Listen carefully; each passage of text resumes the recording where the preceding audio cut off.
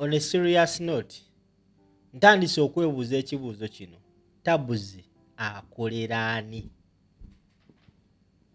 Yenna ali emabega wa Tabuzi ateekwa okuba nga muntu omunene kuba Tabuzi atuwa eggulire on time ate nga eggulire lya ddala.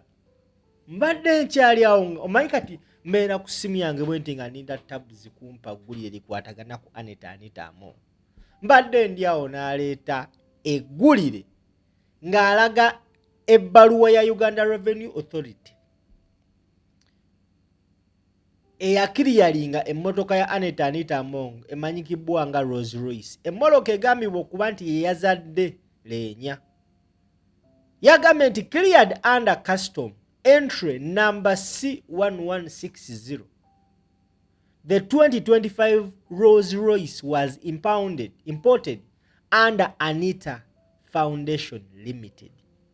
To be exact, it landed at the airport on the 12th of January 2026, 2 days before the general presidential election. Some will argue that this wasn't zero mileage. Basebo ne banyabo ebbaluwa n'agituteekera waawo Uganda Revenue Authority. Njagala nkakuyitiremu. Egamba Uganda Revenue Authority motor vehicle verification form to be filed in blah blah. Number 1, entry number tebagiteekawo. Number 2, importer's name Anita Foundation Limited. Number 3, date and time of verification 12th January 2026. Make of the vehicle Rolls Royce. Engine ya capacity yeyo. Engine number yeyo. Chassis number yeyo. Year stroke country of manufacture UK. Year and country of origin 2025. Motoka nga mpya nnyo. Mwaka gwa 2025 last year ene motoke tuke kubanga nsajja. Sitting capacity y'abantu 5 bokka. Kilometer stroke mileage yavugibwamuko. Weight ya kilogram 1,508 ya kilogram 1,508. Size of tire yeyo. Ono mwana Tabuzi kabaka. Amawulire agatuwa ku real time. Now, mbadde nkyali awo nga ntenda gwambuzi yita mu Malagala. Tabuzi ku kamera n'atuwa ebifaananyi by'abasajja abaakima emmoloka ya Anita Among ku kisaawe. Ono mwana Tabuzi. Waliwo omuntu ali emabega wa Tabuzi. Nze Tabuzi onsusseeko ogenda kunzisa amawulire aleese abasajja abaakima emmotoka ya Anita Among ku kisaawe Entebbe beebo. Agambye, does anyone know any of these faces that picked the Rolls Royce from the airport? Now tell them to run for their lives. Buli muntu yenna buli kiisa amanyi nti olina akakwate ku Anita Among. Bassebo ne bannyabo. Kigambibwa ne waabanga yakusanga mu kkubo n'akuwaayo 1,000. Ogenda kuyita nnyoko. Kati mbadde ndi awo, someone nampeereza kakiripu. N'angamba simple. Olowooza ono naye talina buzibu. Now, omukulu amanyikibwa nga Muhammad Nsereko. Yaliko ku live emu n'aneta Anita Among nga bagaba ssente. Now, ampeereza kakiripu kana ngambe simple. Olowooza ono mukyala ye ayimiridde ate essaawa zino sooka omunoonyeeko. Kakiripu ako bassebo ne bannyabo ke kano nkafunye. Baali kakiripu nga boogera nga bagaba ssente njala tukawuliremu tukomewo. Mami nange embeera si nnungi bampeeyo akantu. Ngulira omwana w'amata.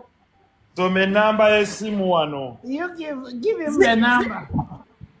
Thank you, mommy. 0770 0770 twagala ye Airtel 88 tulina ya Airtel 0702 Jirina 0702 0702 12 12 90 90 22. 22 awo Gereta Afsa Bulera. Honorable, God bless you so very much. Webale kwagala Haji. Afsa Bulera. ogambye mata ga mwana Mataga mwana. akuteereddeko emitwalo 2 naye omwana wanywa mata kika kyako.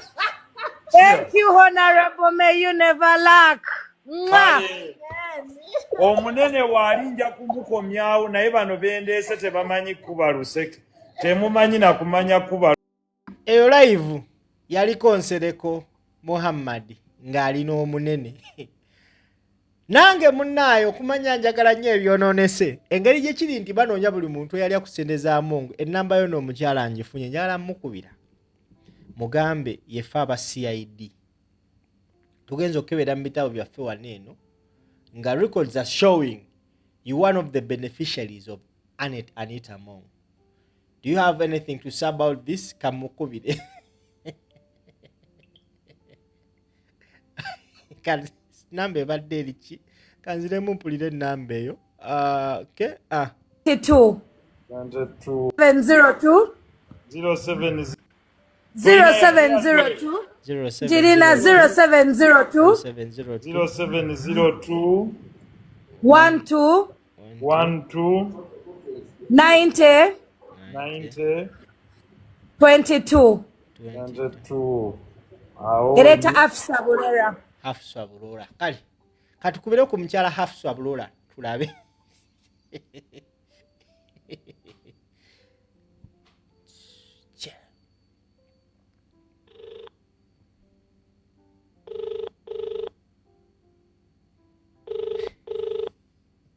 Ne njagala ebyonoonese mu nsi ya Mukama muno.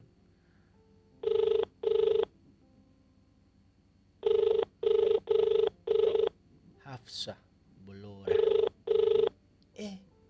Atidde ogikwata.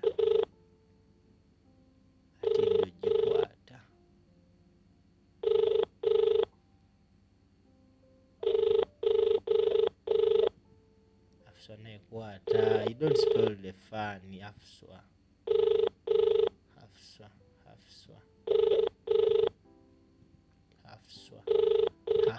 The subscriber you have called does not. Hafsa naye atidde. Asaaga agenda agikwata tugenda mukubira Hafsa Bulora y'omu ku baali asendeza omiwa omusolo. Omukazi yali azigaba adiibuuda. Give her. You read your number and they give you.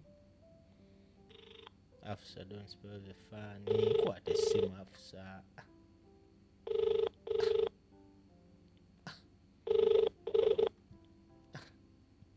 Kwata naawe Hafsa.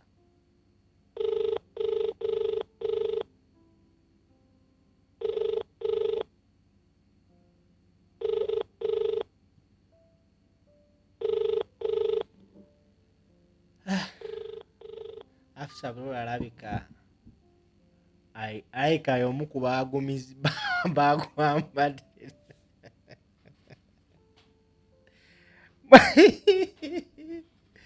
Tambuza video wampita simple.